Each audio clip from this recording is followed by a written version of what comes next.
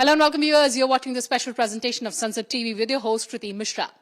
MSMEs or micro, small and medium enterprises are the backbone of Indian economy.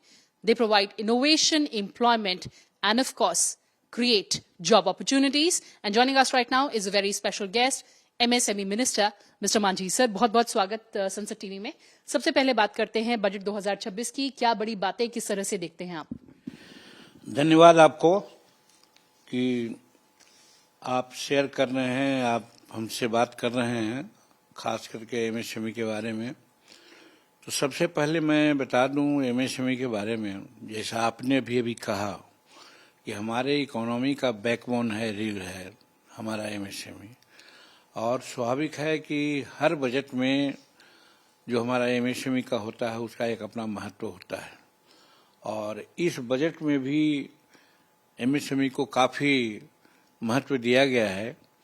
इस दृष्टिकोण से दिया गया है कि हमारा प्रधानमंत्री जी जो हैं और हमारे वित्त मंत्री जो हैं, दोनों का सपना था और है कि हम 2047 में भारत को विकसित राष्ट्र के रूप में ले जाएं। तो हमारी अर्थव्यवस्था, हमारा सारा प्लानिंग अभी से इस रूप में आगे बढ़ रहा है कि हम 2047 में भारत को आत्मनिर्भर भारत या विकसित भारत के रूप में प्रतिस्थापित कर सकें। और अभी जस्ट हम लोगों ने सफलता पाई है कि जापान को पछाड़ करके हम चौथी अर्थव्यवस्था में आ गए हैं और तीसरी अर्थव्यवस्था जल्द प्राप्त कर लें, 27 में प्राप्त कर लें, 28 में प्राप्त कर लें। इसके लिए हम लोगों का कार्यक्रम चल रहा है। उस दृष्टिकोण से ये जो बजट 26-27 का है, मैं समझता हूं कि ये दोनों दृष्टिकोण से इसका आधारशिला है और इसी के आधार पर हम आगे बढ़ सकते हैं। तो एक बात और मैं कहना चाहता हूं कि जो हमारा एमएसएमई है उसको सिर्फ मैं कह देता हूं कि बैकबोन है हमारे आर्थिक व्यवस्था की, तो इससे काम चल सकता है, लेकिन उसको और इलोबरेट करने की जरूरत है। इलोबरेशन इस माने में है कि आप जानते हैं कि किसी भी देश का एक्सपोर्ट है उस पर निर्भर करता है कि वो देश कैसा है जिसका एक्सपोर्ट ज़्यादा होता है। तो उस दृष्टिकोण से हम कह सकते हैं आपको कि हमारा भारत का जो एक्सपोर्ट है उसका 45.73% सिर्फ और सिर्फ हमारे एमएसएमई के माध्यम से होता है। तो इस रूप में मेरा महत्व है। और दूसरी बात, जो जीडीपी का मामला होता है, समूचा जो जीडीपी का है उसमें हमारा शेयर हो जाता है 30.1%। और उसके बाद मैन्युफैक्चरिंग भी एक सेक्टर है जिसके द्वारा हम आंक सकते हैं कि कौन राष्ट्र आगे है, कौन विभाग आगे है। उस हिसाब से भी हमारा योगदान आप कर सकते हैं। तो यहाँ 35.4% है। तो इस दृष्टिकोण से हम आगे बढ़े हुए हैं। और हमारे प्रधानमंत्री जी जो बोलते हैं कि हम हर साल 2 करोड़ लोगों को नियोजन या नौकरी देंगे, तो मैं आपको बताते हुए प्रसन्नता व्यक्त करता हूं कि हमारा विभाग ही, चाहे पीएमईजीपी का मामला हो या पीएम विश्वकर्मा का मामला हो या अन्य जो हमारा सेक्शंस है, उसके द्वारा अभी तक एज मेनी एज 34 करोड़ लोगों को हमने आज तक नियोजन दे रखा है 8 करोड़ इकाइयों के माध्यम से। तो हमारा इतना बड़ा विस्तार है एमएसएमई का और भारतीय इकोनॉमी में इतना बड़ा यह है, तो इसके लिए तो निश्चित है कि हर बजट में हमको तरजीह दी जाती है, अच्छा एक स्थान दिया जाता है।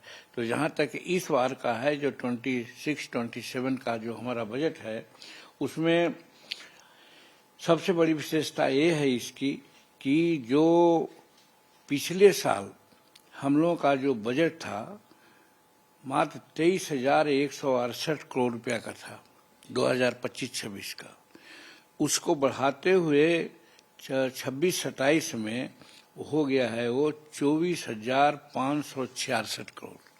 इस तरह से भी समझ सकते हैं कि बजट का आकार बढ़ाया जा रहा है। ये समझ सके कि भाई हमारा एमएसएमई बहुत ज़्यादा उसमें सहयोग दे रहा है, आगे बढ़ रहा है नियोजन में, चाहे एक्सपोर्ट में, चाहे मैन्युफैक्चरिंग में। तो इस आधार पर हम माननीय वित्त मंत्री सीतारमण जी को और प्रधानमंत्री नरेंद्र मोदी जी को बहुत धन्यवाद देते हैं कि एमएसएमई को उन्होंने एक अच्छा स्थान दिया है।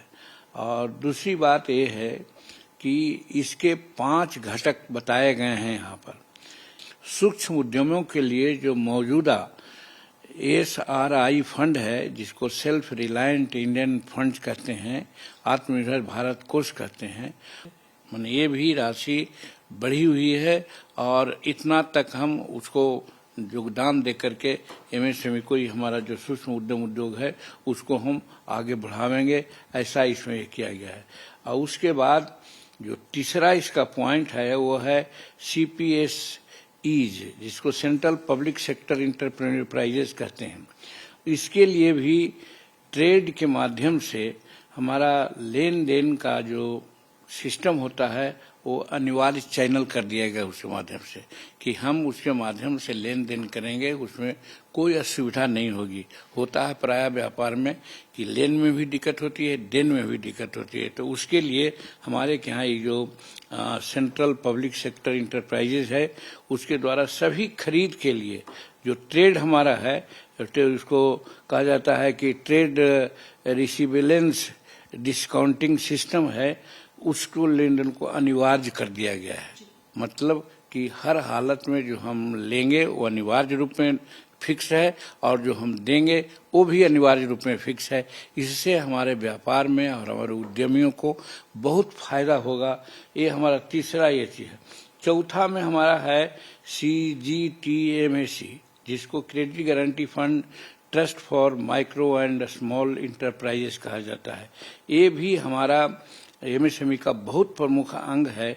इसके माध्यम से जो ट्रेंड का जो लेन देन का है, क्रेडिट गारंटी को शुरू करने का मामला है, उससे सहयोग दे करके एमएसएमई के भुगतान में तेजी लाने का हम प्रयास करेंगे। ऐसा इस बजट में प्रावधान किया गया है, जो हमारे इस उद्यम को, हमारे एमएसएमई को आगे बढ़ाने के लिए बहुत कारगर साबित होगा।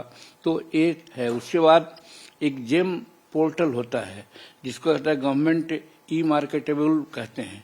उसमें जो ट्रेड हमारा है और जो हमारा इंटीग्रेटेड उसका जो एमएसएमई का सार्वजनिक खरीद और बिक्री का ये चीज है, उसमें तेजी लाने के लिए इस व्यवस्था से भी हम भुगतान कर पाएंगे, जो पहले नहीं होता था। इस बार शुरू किया गया ताकि भुगतान में किसी प्रकार का उद्यमियों में दिक्कत नहीं हो। नहीं तो भुगतान के चलते उनको रिसीव नहीं करते थे, उसके चलते उनके व्यवहार में बहुत दिक्कत होती थी। उसको सुलभ बनाने के लिए एक किया गया है। तो इस प्रकार से, और उसके बाद अगला जो हमारा है जिसको ट्रेड कहते हैं, उसके सुधार करके एमएसएमई में देरी होने वाले भुगतानों का, जिसका पहले हम कह दिए कि सबसे बड़ा समस्या होता है उद्योग में लेन देन में भुगतान का विलम्ब करना। तो आप जानते हो कि आज से 5-6 महीना पहले माननीय जो सीतारमण जी हैं, वित्त मंत्री जी, बेंगलुरु में इसी प्रकार के एक क्लस्टर का उद्घाटन कर रहे थे। उस समय एक बड़ी बात कह दी थी, उसका एक बहुत बड़ा असर पड़ा है। उसमें उन्होंने कही थी कि हमारे जो एंटरप्रेन्योर्स हैं, हमारे जो उद्यमी हैं, उनको बैंक के दरवाजे पर नहीं जाना होगा, बैंक उनके दरवाजे पर आएगा। उसी दृष्टिकोण से ये जो किया गया है, ट्रेंड से करके भुगतान की जो समस्या है हल करने के लिए जरूरी रूप में उनको कैपिटल उपलब्ध कराने के लिए ये सब सारी व्यवस्था की गई है। इतना काम हमारा एमएसएमई का है। फिर आगे अगर चलते हैं तो एक है institute of the chartered accountant of India है। इसके माध्यम से भी हमारे प्रोफेशनल संस्थाओं को कोऑपरेटिव मित्र बनाने के उद्देश्य से मॉडल कोर्स विकसित करने में सहायता दी जाएगी, जो एमएसएमई प्रक्रियात्मक आवश्यकताओं सहायता देगी। तो ये जो प्रोफेशनल संस्थाएं हैं, 3-4 प्रकार की संस्थाएं हैं जिसके माध्यम से हमारा एमएसएमई काम किया करती है। तो उसमें कहीं दिक्कत होती थी, जागरण होती थी, उसके प्रक्रियात्मक जो आवश्यकता है उसमें सहायता करने के लिए विशेष जोर दिया गया है। ये भी इस बजट का हम लोगों के लिए बहुत बड़ी बात है।